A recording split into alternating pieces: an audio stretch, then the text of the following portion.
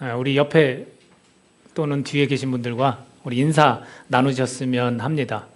이 뒤에 현수막에 보면 하나님의 걸작품이라는 표현을 우리는 주님이 만드신 바라 이런 말씀을 가지고 이렇게 현수막이 제작되었거든요. 여러분들 곁에 계신 분들께 당신은 하나님의 명품입니다. 자, 이렇게 한번 인사 나눌까요? 자, 시작. 당신은 하나님의 명품입니다. 걸작품입니다. 여러분은 하나님 보시기에 정말로 귀한 분들이세요. 우리끼리는 서로 조금 뭐 잘생겼다, 못생겼다, 멋있다, 안 멋있다 이렇게 얘기할 수 있을지 몰라도 하나님 보실 때는 다 정말 귀한 분들이십니다. 제가 이게 주의 만찬을 하다 보면 이게 예수님의 이런 은혜나 사랑에 그냥 젖어가지고 제가 이게 참 이게 그냥 너무 이렇게 조절이 안 돼요. 그리고 좋은 거라고 저는 생각을 해요. 그분의 은혜를 제가 잊지 않는 건 참 좋은 거라고 생각을 합니다. 제가 준비되지 않은 거지만 너무 이렇게 좀 이렇게 분위기가 깔아진 것 같아서 제가 이 이야기를 조금 해야 될 것 같아요. 제가 주중에 정말로 많이 웃은 일이 있었어요. 정말로 많이 웃었습니다. 저희 집 막내가 학교에서 그림을 그려왔어요. 그래서 가족 이렇게 아빠, 엄마, 형아, 누나, 자기 이렇게 그려왔어요. 그러면서 거기에 이 사람은 누구다, 이 사람은 누구다 하고 이름을 썼어요. 그럼 저 같은 경우는 아빠 김윤호 이렇게 썼잖아요. 그리고 밑에 이제 별명들을 쭉 썼더라고요. 그래서 자기 이름에 김서준하고 별명을 동글이 이렇게 썼어요. 제가 동글동글하다고 해서 동글이 이렇게 썼어요. 그리고 바로 위에 이제 형아. 형아는 폭력 원숭이 이렇게 쓴 거예요. 이름을 딱 쓰고 별명 폭력 원숭이. 그래서 왜 그랬어? 했더니 형아가 자꾸 툭툭 친대요. 그리고 형아는 바나나를 좋아한대요. 그러니까 원숭이라는 걸 붙여서 폭력 원숭이 이렇게 썼어요. 그 누나 이름을 딱 쓰고서 그다음 누나 별명에는 공주병 이렇게 썼어요. 근데 이제 제가 사실은 딸이 하나라서 공주님, 공주, 딸은 공주라고 부르거든요. 그러니까 제가 이렇게 뭐 멋도 내고 이렇게 하잖아요. 장난도 치고. 그러니까 그걸 보고 공주병이라고 그렇게 썼나 봐요. 그래서 엄마 이름 딱 쓰고 그 밑에 별명 잔소리 기계 그렇게 쓴 거예요. 근데 저는 제 별명을 보고 제가 빵 터졌습니다. 저 이름 김윤호 딱 쓰고 별명 욕쟁이. 그 선생님이 아는 선생님이에요. 담임 선생님이 크리스천이고요. 근데 거기다 욕쟁이라고 써서 그래서 왜 그랬어 했더니 제가 임식기 이렇게 하거든요.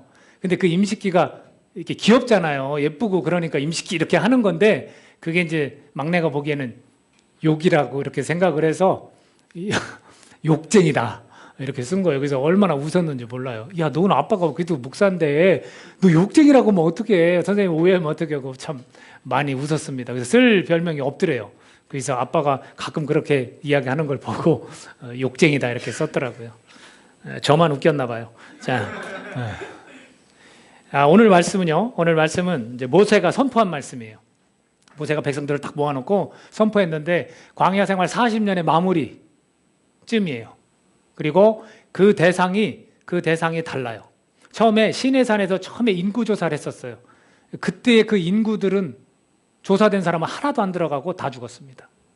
그리고 지금은 새로운 세대예요. 새로운 세대 모압 평지에서 새로 두 번째 인구조사를 했을 때 그 사람들이 모였습니다. 즉 다음 세대가 가나안 땅에 들어가기 직전에 지금 모여서 말씀을 듣고 있어요. 마음이 되게 착잡하기도 했을 것 같아요. 모세가 자기가 눈으로 보았던 인구조사를 했던 그 모든 백성들은 하나도 없고 지금 이제 여호수아와 갈렙 위주로 그 집안과 그 자녀들만 지금 모여 있으니 그 사람을 대상으로 지금 말씀을 전하고 있습니다. 그런 상황 속에서 지금 말씀을 증거하는데 야, 너희 앞에 땅이 있다. 저기 보이지? 너희 앞에 땅이 있다. 아브라함과 이삭과 야곱에게 약속한 저 땅, 너네 저 땅을 들어가라. 그리고 차지할 것이다. 이렇게 이야기를 합니다. 근데 막상 자기는 들어갈 수 있어요? 못 들어가요? 못 들어가요. 자기는 산 꼭대기에도 그 산을 다 보고서 못 들어가요. 그러니까 하나님한테 사실은 요청을 했거든요. 하나님, 저 땅, 그러니까 하나님을 온갖 표현으로 다 높여요. 하나님 자비로우시지 않습니까? 하나님 은혜가 넘치시지 않습니까? 제 기도를 들어주십시오. 저 정말 저 땅에 한번 들어가고 싶습니다. 그랬더니 하나님께서 뭐라고 하면 다음부터 이 기도 두 번 다시 언급하지 마. 너는 안 돼. 이렇게 얘기를 해요. 거절을 당합니다. 그때 마음이 어땠을까? 또 우리가 생각해 보면 좋겠습니다. 그걸 거절 딱 당해요. 그리고서 이제 모세는 자기가 분을 냈던 그런 것도 생각할 것이며 또한 백성들이 원망했던 걸 이야기합니다. 너네들 때문에 나도 못 들어가게 됐다. 그러니까 지도자로서 그걸 딱 인정을 하고 후계자를 딱 세워요. 그 후계자가 누구냐면 여호수아죠. 그래서 이렇게 사람들을 많이 세워놓은 상태에서 세 가지 정도 우선 과거를 회상합니다. 그 첫 번째가 뭐냐면 내가 혼자 짐을 질 수가 없었어. 하나님께서 하늘의 별과 같이 정말 그 약속 그대로 너무나 많은 백성들을 이루셨기 때문에 내가 너희들을 다 재판할 수 없었어. 그래서 장인이 권했죠. 사람을 세우라고. 그래서 천부장, 백부장, 50부장, 10부장, 조장까지 다 세웠어. 그리고 그들에게 이렇게 가르쳤어요. 너네는 공평한 판결을 하라. 그리고 타국인이나 할지라도 동일하게 적용을 해라. 이렇게 가르쳐요. 그래서 외모 보지 마. 외모 보지 말고 또 귀하고 천함에 따라서 차별 없이 들어줘. 이렇게 말합니다. 또 사람을 두려워하지 말고 재판을 해. 그래서 그들에게 행할 일들을 다 명령했다라고 이제 말씀을 전해요. 그리고 두 번째가 뭐냐면 우리가 정탐꾼을 보냈었어. 근데 너네들이 정탐꾼을 보낼 때 그 가나안 땅에 들어가기 전에 각 지파마다 한 명씩 대표해서 보내는 게 어떻겠습니까? 해서 의견이 너무 좋아서 나도 그걸 받아들였어. 그래서 하나님이 그걸 허락하셨어. 그래서 보냈어. 이 얘기를 해요. 그래서 정탐꾼을 보냈는데 분명 좋은 땅을 확인을 했습니다. 근데 그룹이 딱 두 그룹으로 나뉘어요. 10사람이라는 사람들은 원망과 두려움으로 가진 자들이었고 두 사람은 비전과 믿음으로 선언한 자들이었어요. 그래서 원망과 그 두려움을 가진 자들은 장대한 사람들을 봤어요. 정말로 그 사람들은 대단하더라. 우리가 싸우면 정말 지겠더라 라는 사람을 봤어요. 그리고 큰 성읍도 있고 성곽도 얼마나 높은지 우리가 쳐들어갈 수가 없더라. 이렇게 받아들인 사람들입니다. 그리고 비전과 믿음으로 선언한 자들, 그 사람들에 대한 이야기를 한번 읽어보겠습니다. 1장, 신명기 1장 29절에서 33절. 제가 읽겠습니다. 신명기 1장 29절 33절에 보면 내가 너희에게 말하기를 그들을 무서워하지 말라 두려워하지 말라 너희보다 먼저 가시는 너희의 하나님 여호와께서 애굽에서 너희를 위하여 너희 목전에서 모든 일을 행하신 것 같이 이제도 너희를 위하여 싸우실 것이며 광야에서도 너희가 당하였거니와 사람이 자기의 아들을 안는 것 같이 너희의 하나님 여호와께서 너희가 걸어온 길에서 너희를 안으사 이곳까지 이르게 하셨느니라 하나 이 일에 너희가 너희의 하나님 여호와를 믿지 아니하였도다. 그는 너희보다 먼저 그 길을 가시며 장막 질 곳을 찾으시고 밤에는 불로 낮에는 구름으로 너희가 갈 길을 지시하신 자이시니라. 이걸 믿었던 자들이 누구냐면 나머지 그 두 명 갈렙과 여호수아였어요. 비전과 믿음으로 선언한 자들이었어요. 근데 여기서 놀라운 사실은 소수만 믿었다는 거예요. 소수의 사람만 믿었다는 거예요.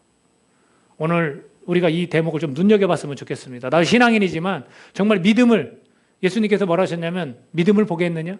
마지막 때에 정말 믿음을 보겠느냐 이런 표현을 쓰셨어요. 우리가 정말로 안타깝게도 같이 이렇게 신앙생활을 한다지만 하나님이 보시는 그 믿음을 가진 자들은 소수일 수 있다는 거예요. 저는 예수 그리스도를 통해서 많은 이방인들이 하나님 앞에 돌아왔듯이 오늘 우리가 예수 그리스도를 통해서 우리의 믿음이 헛된 믿음이 아니고 우리의 믿음이 정말로 이렇게 비전과 이렇게 믿음의 선언을 하는 그런 자들의 믿음이 되기를 원합니다. 결국 이들은 어떻게 됐느냐? 원망과 두려움을 가진 자들은 결국 원망 때문에 하나님이 벌하셨어요. 그래서 니네 광야 다니면서 다 소멸될 것이다. 40년 동안 방황할 거야. 니네가 40일 동안 정탐한 것처럼 그렇게 될 거야. 이렇게 말씀을 하십니다. 그리고 지금 다음 세대들을 모아놓고 말씀을 전한다고 했어요. 실제로 그렇게 됐어요.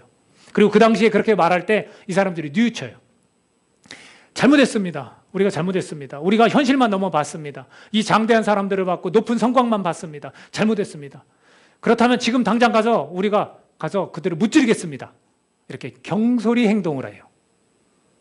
우리가 좀 이것을 주의할 필요가 있습니다. 내가 잘못해서 돌이켰다 해서 이제는 하나님이 막 하면 돼. 이게 아니에요.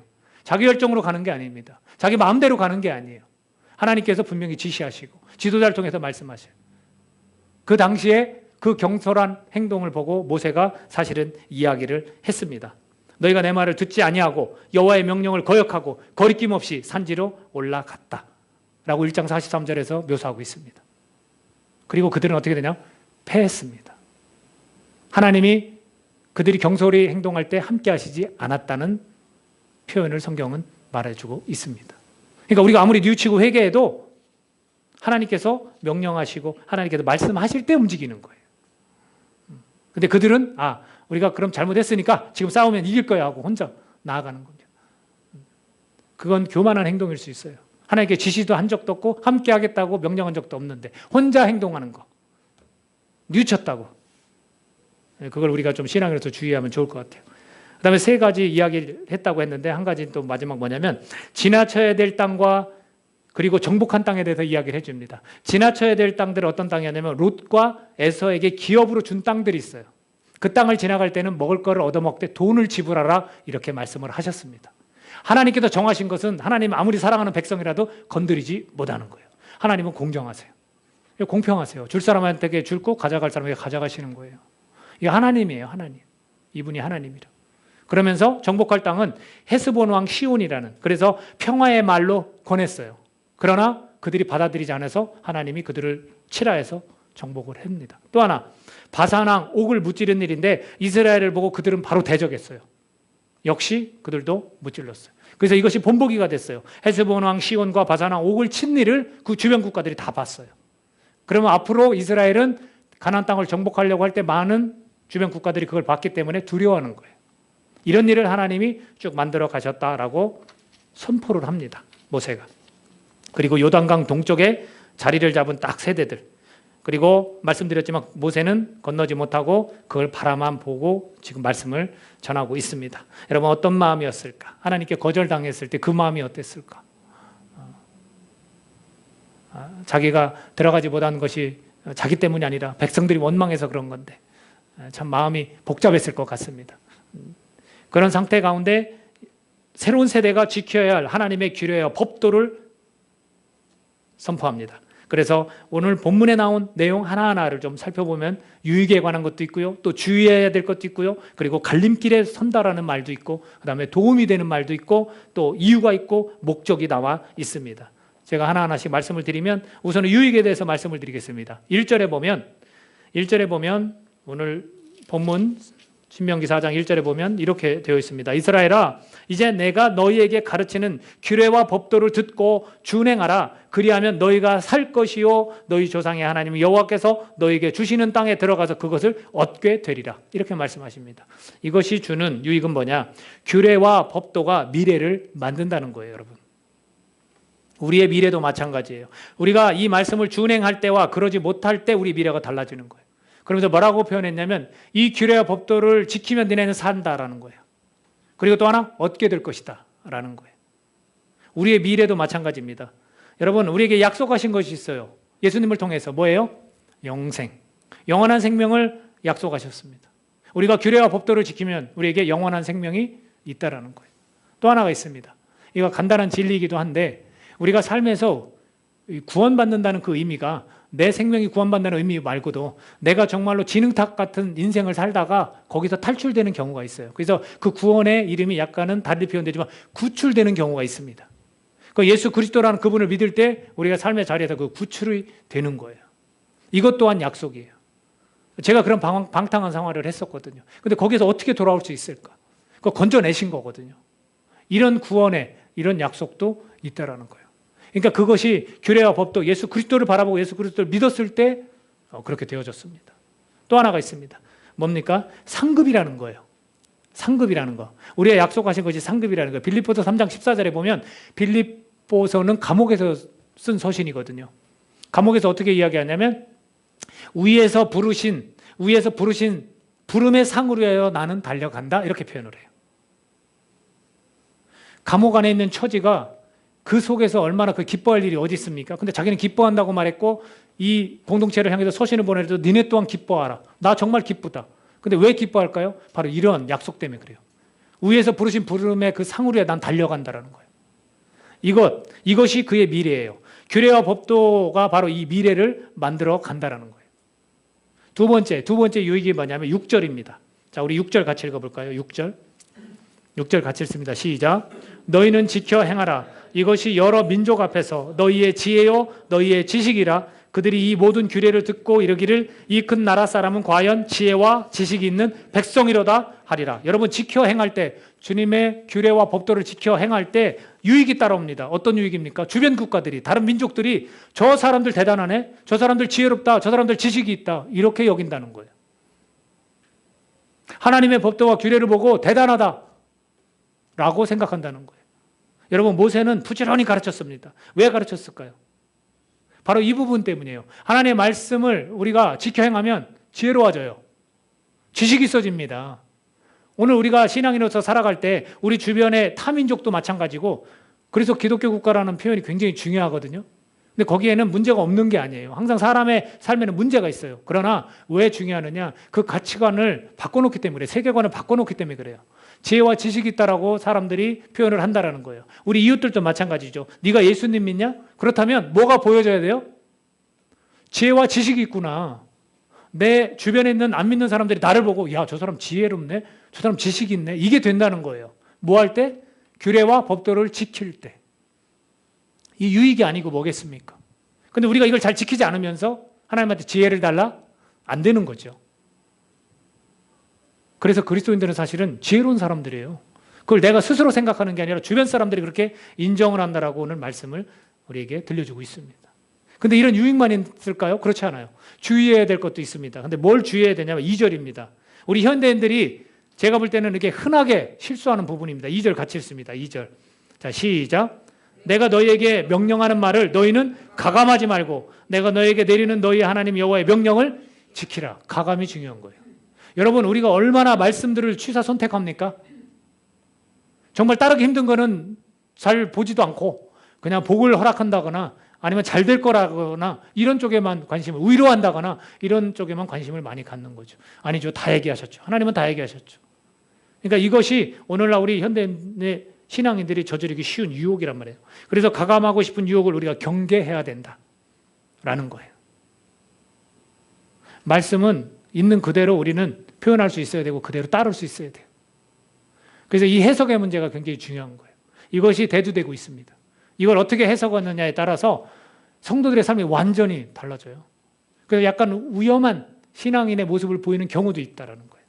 그래서 여러분이 지도자로 위해서 기도해 주는 게 그거예요. 설교자가 똑바로 하나님의 말씀을 영감받아서 그거를 정말로 잘 해석해서 우리에게 뿌려주는 거. 이게 얼마나 중요한지 몰라요.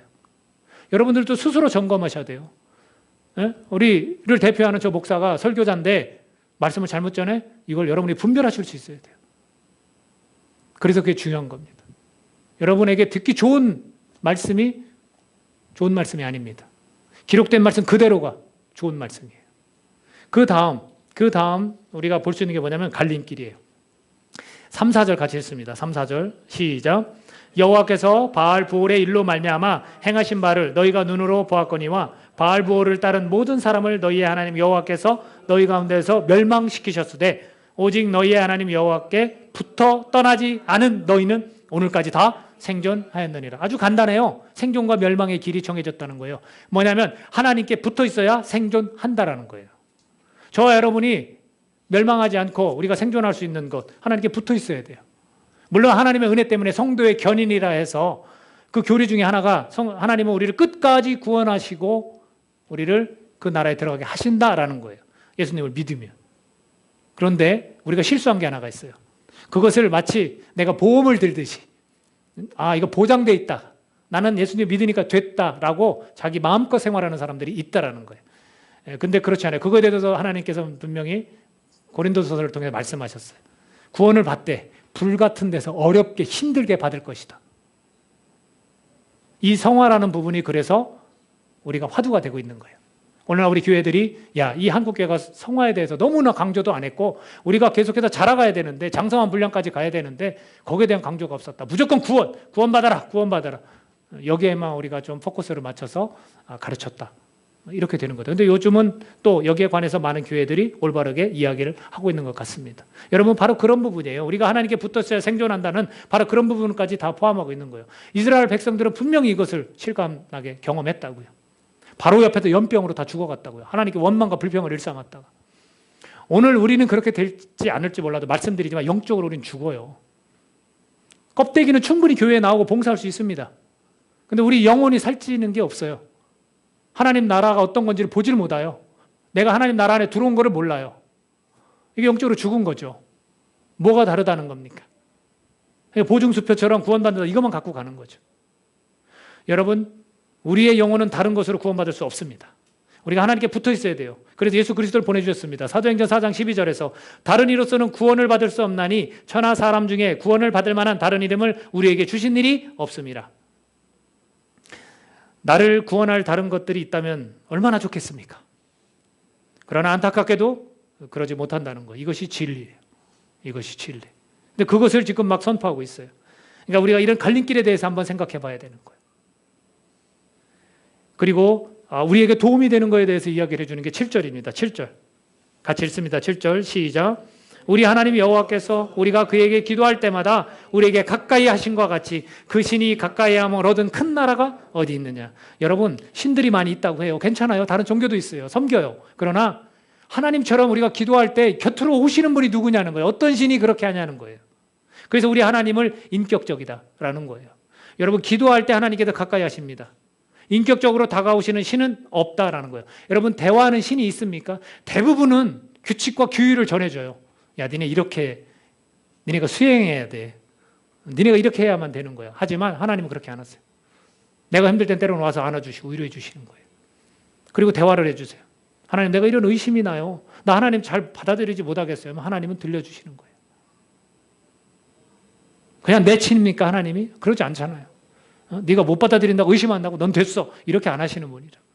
그러니까 이런 하나님, 이것이 우리가 삶을 살아갈 때, 신앙으로 살아갈 때, 니네들이 새로운 세대가 가나안 땅에 들어가서 전쟁을 치러서 정복해야 될 때 하나님께 기도해라. 하나님이 가까이 하신다. 이걸 전해주는 거예요. 오늘 저와 여러분이 아까도 말씀드렸지만 우리 공동체가 우리가 기도할 때예요. 그럼 하나님께서 우리와 가까이 하십니다. 기도가 어디 내가 욕심을 내고 내가 구하는 걸 얻기 위해서, 획득하기 위해서 기도합니까? 천만에요. 주님의 나라와 의를 구할 때 하나님은 모든 걸 더하신다고 말씀하신 분이에요. 네가 뭘 입을지 뭘 먹을지 걱정하지 말라. 주님은 그렇게 말씀하시는 분이에요. 그러니까 우리가 기도할 때 어떤 일이 벌어지면 하나님 가까이 오시는 거예요. 제가 과감하게 말씀드리지만 여러분 뭘 얻고 싶어서 기도하는 거 저 뒤로 미루세요. 그거 하실 필요 없어요. 내 괜히 욕심만 더 생겨요. 우리가 이런 도움이 있다는 거, 기도할 때 하나님께서 저와 여러분에게 가까이 하십니다. 힘들고 어려울 때 여러분 기도하십시오. 하나님이 가까이 오십니다. 그거면 돼요. 그거면 해결돼요. 환경이 바뀌어야 되고 이 문제가 빨리 풀려야 되고 이러기보다 그 어려운 문제 속에서 하나님이 나와 가까이 하실 때 그 문제를 내가 풀 수 있는 지혜가 생기는 거예요. 그게 인격적인 거예요. 아니, 자녀가 공부해야 되는데 내가 다 숙제해주고 내가 다 뭐 이렇게 뭐 만들어라는 거 부모가 다 해주면 뭐합니까? 걔가 좀 못 만들고 조금 엉망이더라도 걔가 하는 게 낫지 않습니까? 하나님이 그게 인격적인 거예요. 그러니까 하나님이 기도할 때 가까이 하셔서 하나님께 지혜를 주신다. 그 문제를 해결할 수 있도록 힘을 주신다는 거지. 단번에 하나님이 짠 하고 해결해 주고 그러시지 않아요. 우리가 좀 그걸 기억했으면 합니다. 그리고 우리가 이 하나님의 법도와 규례를 지켜야 될 이유가 있어요. 8절입니다. 8절. 8절 같이 씁니다. 시작. 오늘 내가 너에게 선포하는 이 율법과 같이 그 규례와 법도가 공의로운 큰 나라가 어디 있느냐. 여러분, 우리가 왜 지켜야 되는지 아십니까? 불합리하다면 왜 지킵니까? 안 지켜요. 그 누구한테는 혜택이고 누구한테는 불리하면 그걸 왜 지킵니까? 아니에요. 왜 지키냐면 공의롭기 때문에 우리가 지킬만 하다는 거예요. 하나님의 규례와 법도는 공의롭기 때문에 우리가 지킬만 하다는 거예요. 왜 자꾸 사람의 법을 갖다 집어넣는지 몰라요. 사람의 법은 불공평해요. 팔이 어디로 굽습니까? 안으로 굽는 거예요. 우리가 좋아하는 사람한테 더 신경을 쓰고 더 마음이 가는 거잖아요. 근데 하나님의 법은 그렇지 않아요. 아까도 말했지만 타국인에게도 니네 10부장, 100부장들 똑바로 들어 똑같이 해야 돼. 이렇게 말하는 거예요. 근데 우리는 같은 민족이다 해서 더 품고 그러지 않겠습니까? 우리 지역이다 해서 더 품고 내 동네 뭐 선후배가 되네 하고 더 품지 않습니까? 공의롭지 못한 거예요. 그 법을 하나님의 법에 갖다 넣으면 안 되는 거죠. 그 법은 안 지켜도 돼요. 근데 왜 하나님의 규례와 법도를 지켜야 되나? 공의롭기 때문에 지킬 만한 거예요. 저와 여러분이 그래서 지키는 거예요. 그리고 끝으로 하나님이 이 말씀을 들려주시는 목적이 있습니다. 이 복잡한 심정을 가진 모세에게 이것을 정말로 제가 볼 때는 막 이 목에 핏대를 세워가면서 막 울부짖으면서 전했을지도 몰라요. 그 현장에서 원망과 불평을 일삼았던 사람 다 죽었지. 지금은 살아있는 이 사람들이 가나안 땅에 가면 정복하고 살아야 되는데 얼마나 두렵겠습니까? 전쟁을 하려면. 근데 하나님께서 힘을 주신다. 하나님을 의지해라 하고 계속 얘기해 주는 거예요. 그러니까 이 말씀을 들려주는 목적, 그거 최종적으로 이야기합니다. 10절. 10절 같이 읽습니다. 시작. 내가 호랍산에서 내 하나님 여호와 앞에 섰던 날에 여호와께서 내게 이르시기를 나에게 백성을 모으라. 내가 그들에게 내 말을 들려주어 그들이 세상에 사는 날 동안 나를 경외함을 배우게 하며 그 자녀에게 가르치게 하리라 하시매. 자, 목적이 나와 있습니다. 우리는 세상에 사는 날이 있습니다. 그렇죠? 우리에게 정해진 날이 있어요. 좀 더 짧게 살 수도 있고 길게 살 수도 있습니다. 이것도 정해진 게 아니에요. 그죠? 올 때는 순서가 있었어도 갈 때는 순서가 없는 거잖아요. 그 사는 날 동안 뭘 해야 되냐면 하나님을 경외하라. 한 사람 한 사람이 다 하나님을 경외하도록 가르쳐라라는 거예요. 또 하나, 이걸 하나님이 들려주시는 이유가 뭐냐면 다음 세대예요. 자녀에게 가르치게 하리라. 신앙의 전수예요. 뭘 물려주시겠습니까? 제가 도전하잖아요. 자녀들에게 뭘 물려줍니까? 내 모습이에요. 내 신앙인의 모습을 물려주는 거예요. 그리고 가르쳐야 돼요. 왜 우리가 이 바이블 타임 어린애들 스티커 잘 찍을 줄 알아요? 매일매일 읽고 스티커 잘 안 붙여요. 왜? 안 읽었기 때문에 그러거든요. 쉽지 않아요. 그럼 부모들은 어떻습니까? 부모들이 내가 꾸준히 하나님 말씀을 묵상하고 읽는다면 아이들은 그걸 배울 거예요. 그걸 위해서, 그걸 신앙의 전수를 위해서 지금 이 말씀을 들려주는 거예요. 그 목적이 있다라는 겁니다. 여러분, 전도서 기자가 이런 표현을 썼어요. 12장 13절에서 마지막 장 그 마지막 구절 거의 다 가서 이렇게 말합니다. 일의 결국을 다 들었으니 하나님을 경외하고 그의 명령들을 지킬지어다. 이것이 모든 사람의 본분이니라. 그 사람이 나머지 12장 오기 전까지 했던 얘기가 다 뭐냐면 자기가 부와 명예를 다 누려봤지만 헛되고 헛되도다. 사람의 삶이라는 게 별거 없더라. 헛되고 헛되더라. 가장 중요한 것은 뭐냐면 하나님을 경외하는 것이 가장 중요하더라. 그렇게 결론 내린 거예요. 그리고 이것이 정말로 마땅히 사람들이 해야 될 본분이다. 이거는 믿는 사람, 이건 믿지 않는 사람이고. 그러니까 하나님은 동일해요. 계속 말씀하시는 거예요. 이 땅에 사는 날 동안 내가 사랑한다고 하는 니네들이 나를 경외하면서 살기를 나는 원한다. 그리고 너만 그렇게 살지 말고 네 자녀들까지도 그렇게 살도록 가르쳐라. 라는 거예요. 오늘 제목과 별로 상관없이 이 말씀이 지금 전개된 것 같죠? 이제 마지막에 우리 마음의 작용. 여러분 이 마음이 얼마나 중요한지를 예수님 말씀하세요. 겉으로 하는 거 다 소용없다. 너네 마음속에 있는 것이 진짜 중요해. 겉으로 간음 안 했다고 네 마음속으로 음욕을 품으면 너는 죄를 진 거야. 얼마나 엄격하게 말씀하시는지 몰라요. 형식적으로만 다 하면 난 괜찮네? 남들한테 그렇게 보일 수 있어도 하나님은 그 중심을 보시는 분이에요. 그래서 오늘 이렇게 이야기를 하는 거예요. 이런 일들을 하려면, 이런 규례와 법도를 잘 지키려면, 이런 규례와 법도를 준행하려면 어떻게 되느냐? 9절입니다. 9절. 마음이 문제라는 거예요. 마음이. 9절 같이 읽습니다. 시작. 오직 너는 스스로 삼가며 내 마음을 힘써 지키라. 그리하여 내가 눈으로 본 그 일을 잊어버리지 말라. 내가 생존하는 날 동안에 그 일들이 내 마음에서 떠나지 않도록 조심하라. 너는 그 일들을 내 아들들과 내 손자들에게 알게 하라. 여러분 마음이 문제예요. 마음이. 내 마음을 힘써 지켜야 돼요. 이 마음이 흔들리면 이 마음의 작용이 얼마나 중요한지 몰라요. 내 마음을 힘써 지키고 눈으로 본 그 일들이 내 마음에서 떠나가지 않도록. 그래서 하나님의 말씀을 어떻게? 마음판에 새겨라. 신명기는 쉐마예요. 들으라. 하나님의 살아있는 말씀을 들어야 돼. 이거예요. 주제가. 근데 그 말씀이 어디에 새겨져요? 마음판에 새겨라. 그리고 할례가 어디로 가요? 마음의 할례를 해라. 이렇게 가는 거예요. 근데 그것을 잘못 받아들인 유대인들은 어떻게 해요? 그렇게 안 했어요. 마음의 할례를 안 했어요. 그냥 육체적인 할례가 얼마나 중요한지 몰라요. 야, 니네들 구원받고 싶어? 할례 받아. 근데 하나님은 구약에서부터 그렇게 말씀하신 적이 없다라는 거예요. 여러분, 이 마음의 작용이 얼마나 중요합니까? 아무리 강조해도 지나치지 않습니다. 여러분, 규례와 법도가 미래를 만드는데 내가 준행할 것인가, 그렇게 하지 않을 것인가를 내 마음은 어느 쪽입니까? 지켜 행할 때, 이 규례와 법도를 지켜 행할 때 이웃들이 지혜와 지식 있는 백성으로 인정하게 됨을 내 마음으로 받아들이는 거예요. 오늘 말씀을 들으면서 내 마음으로 말씀을 가감하려는 그 유혹을 내가 주의하려고 하는가? 내 마음이 하나님께 붙어 있어야 생존한다고 믿고 내가 붙어 있기로 결단하는가? 내 마음으로 기도하면서 하나님께서 가까이 하시기를 바라고 있는가? 규례와 법도가 공의롭기 때문에 지키기로 마음을 먹습니까, 여러분? 하나님 말씀을 들려주시는 목적대로 사는 날 동안 하나님을 경외하고 자녀들에게 신앙을 물려주는데 내 마음이 기울어져 있습니까? 이게 다 마음의 문제라는 거예요. 마음을 지켜야 돼요. 여러분 마음을 굳게 하셔야 됩니다. 여러분 모세는 하나님의 말씀을 마음으로 받고 마음으로 지금 전달하는 것입니다. 여러분 모세의 마음을 느낄 수 있지 않겠습니까? 수많은 하나님의 사랑하는 백성들이 다 죽었어요. 때로는 반역을 해서 땅이 갈라져서 다 그곳에 묻히는 일도 눈으로 보았어요. 그 얼마나 마음이 안타깝겠습니까? 그 지도자는 정말 가슴이 찢어질 것 같아요. 니네들이 새로운 세대가 들어가서 정말 땅을 정복하면서 그 땅을 차지할 것인데 너네들 그렇게 하나님 원망하고 그러면 안 된다. 니네 마음을 굳게 먹어라. 지금 이 말씀들을 지켜 행하라. 그걸 간절하게 아마 전했을 것입니다. 후계자인 여호수아는 겪어서 압니다. 그리고 생존한 그 어린 자녀들도 압니다. 너는 그 일들을 내 아들들과 내 손자들에게 알게 하라라고 말씀하십니다. 근데 하나님은 여기서 명령만 하고 끝이 아니라 우리의 마음 상태를 바로잡아 주신다는 거예요. 이스라엘 백성들이 훗날 하나님을 외면하고 다른 신들을 섬기고 또 하나님의 그 거룩성을 오염시킨 자들에게 에스겔서 36장 26절에서 하나님은 이렇게 말씀하십니다. 새 영을 너희 속에 두고 새 마음을 너희에게 주되 너희 육신에서 굳은 마음을 제거하고 부드러운 마음을 줄 것이며 라고 말씀하시는 거예요. 그렇게 하나님을 배교하고 등진 자들에게 내가 새 마음을 줄 것이다.